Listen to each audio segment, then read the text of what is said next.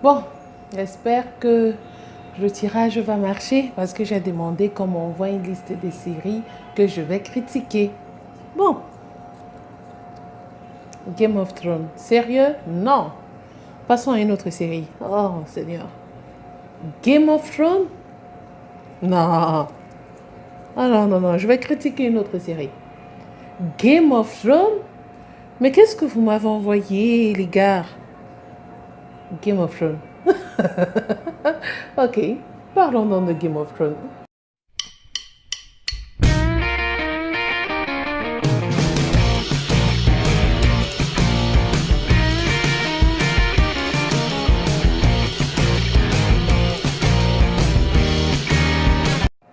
Hey guys, comment allez-vous? Moi, ça va quand même super bien. Je suis très heureuse de vous retrouver pour ce nouveau, une série, un film, mais aujourd'hui, ça sera plutôt un résumé et une théorie. Ben ouais, on ne parle que de ça. Ça y est, on est au jour J. On n'en pouvait plus d'attendre. On est déjà sur Game of Thrones, saison 8, et on a diffusé le premier épisode. Et je peux vous assurer que moi, j'ai veillé. J'ai veillé quoi. Mais avant d'attaquer Game of Thrones, j'aimerais vous rappeler que pour Avenger Endgame, nous sommes obligés, pas que, en fait nous ne sommes pas obligés, mais ça me ferait vraiment plaisir de savoir que je puisse atteindre les 200 abonnés. Objectif 200 abonnés pour Avenger Endgame, et de savoir qu'il y a 10 places à gagner pour aller voir le film à Canal Olympia. Il y aura des places pour Douala, il y aura des places pour Yaoundé. Donc, vous vous rendez compte. Alors, abonnez-vous, partagez, likez, surtout commentez. L'interaction, c'est quelque chose que j'affectionne particulièrement pour Game of Thrones, pour YouTube et les followers et tous ceux qui y participent, quoi. Bon, je vais faire un petit résumé. Un petit résumé de Game of Thrones. Alors, alerte spoil, si vous n'avez pas vu, il est temps de passer aux vidéos antérieures et de ne même pas regarder, ok? Ok, d'accord, je me lance. Qu'est-ce que je pourrais faire comme petite critique là? En fait, c'est 50 minutes de pur bonheur. Même le générique, dès le début, vous fait comprendre que les choses ont changé. On a la nouvelle visibilité du mur du Nord qui s'est pas. On a les bannières sur l'anneau aussi qui changent un peu. Et ça démontre une autre histoire de Game of Thrones. J'ai particulièrement aimé ce petit changement dans le générique. J'ai vraiment kiffé ça, quoi. Après, comme j'ai dit, c'est du spoil, donc si vous voulez pas suivre, vous pouvez partir. Mais je vais essayer d'éplucher un peu les scènes de la série du grand écrivain J.R. Martin. D'accord. Je vais parler de quoi? Des retrouvailles. Je ne sais pas s'il faut parler de retrouvailles ou bien du passé contre le présent. Parce qu'on a manifesté, même la première scène de l'épisode commence par un petit garçon qui court et ça rappelle très facilement Bran qu'on avait vu au premier épisode de la première saison de Game of Thrones. Alors, comme j'ai dit, je ne sais pas si c'est un melting pot ou bien une sorte de conflit entre le passé et le présent, mais c'est quelque chose qui a ramené beaucoup d'émotions par rapport à ceux qui regardent Game of Thrones. Alors, naturellement, on a les deux protagonistes, c'est-à-dire Jon Snow et Daenerys Targaryen, qui débarquent à Winterfell. Et là, j'ai trouvé que c'était un peu trop rapide, mais bon, c'est pas la critique, c'est un résumé que je suis en train de faire. On constate que les Nordiens n'apprécient pas les étrangers et n'ont même pas confiance aux étrangers jusqu'à ce qu'on voit les dragons voler. Et c'était Daenerys sur son cheval qui disait bah, vous croyez quoi là, je vous ai un peu botté le derrière quoi. Alors et après ça on a Sansa qui parle à Jon et puis on a Daenerys qui s'approche et qui essaye un peu de vanter les mérites de Winterfell et de Sansa, mais il y a ce petit défi entre les deux dames qui pèsent, qui se prononcent. Bon, ça fait un peu... mais on a Bran après qui leur fait comprendre que non, bah, le roi du Nord, il a détruit le mur, il s'est accaparé du dragon, donc il n'y a pas de temps à perdre. Malheureusement, comme je parlais de nous, des Nordiens, avec hospitalité leur hostilité un peu bien présentée. Alors, ça montre franchement qu'ils n'ont pas oublié ce qui s'est passé, surtout entre les Targaryens et les habitants de Winterfell. Il s'est passé beaucoup de choses pour ceux qui ont vu la série. Même la jeune Lyanna Mormont se demande que est-ce que Jon Snow, elle doit l'appeler encore Majesté, puisqu'il était roi du Nord et que, voilà, il a abandonné sa couronne pour aller au front. Donc, Majesté n'est pas un titre qu'il devrait avoir normalement. Mais je ne sais même pas pourquoi il a fait ça. Mais il a fait comprendre, grâce à Tyrion Lannister aussi, qu'ils savent ce qu'ils ont vu, ils savent ce qu'ils ont vécu, ils savent ce qui les attend. Donc, normalement, il faut avoir confiance en Jon Snow. Et après, on voit quand même Cersei qui accueille la compagnie dorée et on lui fait comprendre que le mur du Nord est tombé. Et pour elle, c'est une très bonne nouvelle. Et ça, franchement, ça montre que Cersei, elle n'est pas prête à aider pour la bataille, la grande bataille entre les marcheurs blancs et le reste du peuple. Alors, il y a quelques retrouvailles c'était un peu de l'émotion. Les retrouvailles entre Arya, entre Jon, entre Bran et Jon, donc entre Sam et Jon, il y avait beaucoup de retrouvailles et moi particulièrement j'ai kiffé ces retrouvailles. Il y avait quand même beaucoup de questionnements à se faire, mais quand même c'était bien pensé pour ma part. Bon, je peux me tromper, je ne sais pas pourquoi mais je le dis, mais c'était très bien. On a aussi Tyrion qui retrouve sa femme Sansa. Oui, Sansa c'est sa femme, donc mais maintenant, il faudrait que Tyrion réussisse à couper sa part de gâteau entre sa femme et entre Daenerys.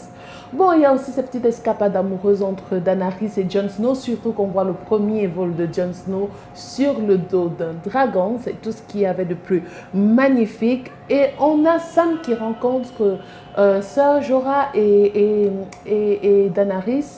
Et Daenerys qui lui dit que ben voilà, j'ai décimé pratiquement toute ta famille. Et maintenant, il est obligé de sortir pour aller voir Bran. Bran qui lui dit il est temps de faire l'aveu, d'avouer ce que nous connaissons. Oh, on a aussi... comment il s'appelle?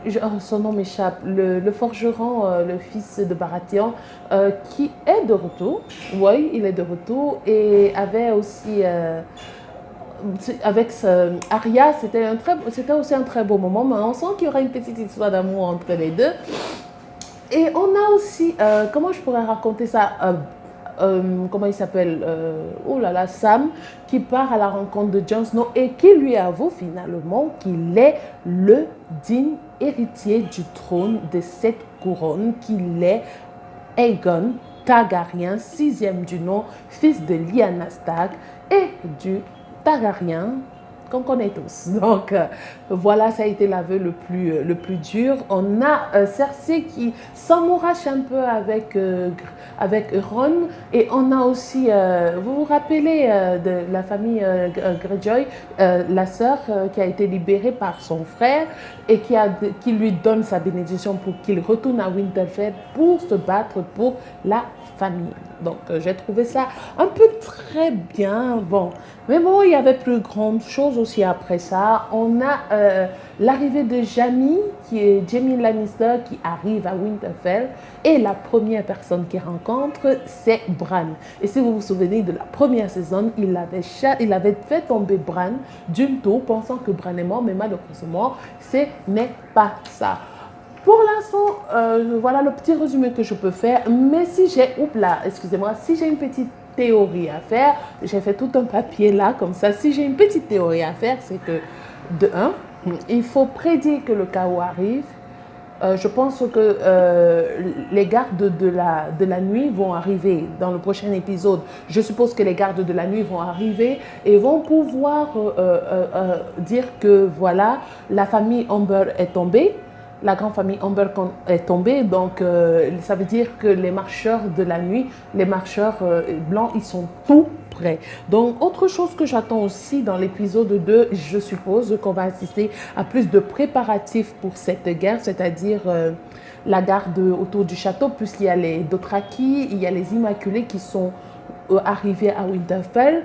Maintenant, je ne sais pas quelle arme ils vont utiliser à part le ver dragon. Je ne sais pas comment ils vont s'en sortir, mais ils vont bien se préparer. Et je suppose que c'est ça qu'on va voir dans l'épisode 2. On peut aussi penser que Bran, qui est la corneille à 3 yeux, pourra enfin dire ce qu'il sait, comment battre le roi des marcheurs blancs. Et je pense un peu comme le Capitaine Popcorn que on pourrait avoir un scénario où le premier marcheur blanc pourrait être un Stark. C'est-à-dire que nous savons tous que la grande famille Westeros sont des hommes qui viennent génétiquement des premiers hommes et qui ont passé tout le temps quand même à vivre dans les zones froides et de l'hiver et tout et tout. Donc ça peut être un Stark, oui, je crois que c'est un Stark. Je pense franchement que ça peut être un Stark. Surtout que, comment je pourrais encore expliquer ça? Surtout que il y a une histoire entre les enfants de la forêt et les Stark. Et surtout aussi que, si vous vous rappelez de la dernière scène, en amont des marcheurs blancs qui avaient percé le grand mur, ils ont formé une sorte de tête de loup. Bon, je peux m'inventer des histoires, mais je suis sûre qu'il y a un Stark quand même qui est derrière tout ça. Ok, qu'est-ce que je pourrais encore ajouter comme théorie que j'attends, que je mets en place et qu'on peut retrouver dans l'épisode 2. Jon Snow qui est trop humble et trop, comment je peux dire, est trop honnête et amoureux, et il va quand même dire à Daenerys que voilà, il est l'héritier au trône. Mais maintenant, la vraie question est de savoir, c'est la question que Sam lui a posée, est-ce qu'elle sera prête à faire le sacrifice comme lui, il a fait un sacrifice en abandonnant le trône? Ça, j'espère qu'il y aura un tête-à-tête entre lui et Daenerys, et entre le fait que Tyrion devrait choisir un camp entre celle dont il est la main du roi et sa femme, puisque Sansa, c'est toujours sa femme.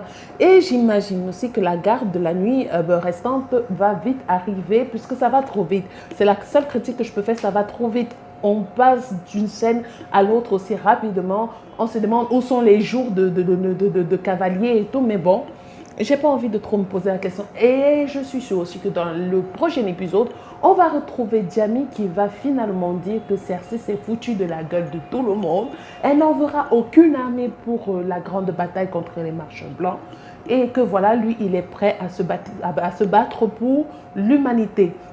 Et côté de Cersei, que je n'arrive pas vraiment sur laquelle je n'arrive pas à faire de la lecture, je suppose qu'elle va perdre son enfant. Je suppose qu'elle va perdre son enfant, mais on ne sait jamais. Ce n'est pas moi qui compose Game of Thrones. Je ne fais que penser et je ne fais que faire des théories. Et on va se retrouver jeudi pour un nouvel épisode de IT2H. Sur ce, je vous demande de vous abonner, de partager, de liker, de commenter. Je vous demande d'être vraiment présent, d'interagir pour atteindre l'objectif de 200 abonnés pour Avengers Endgame. Sur ce, je vous dis sayonara.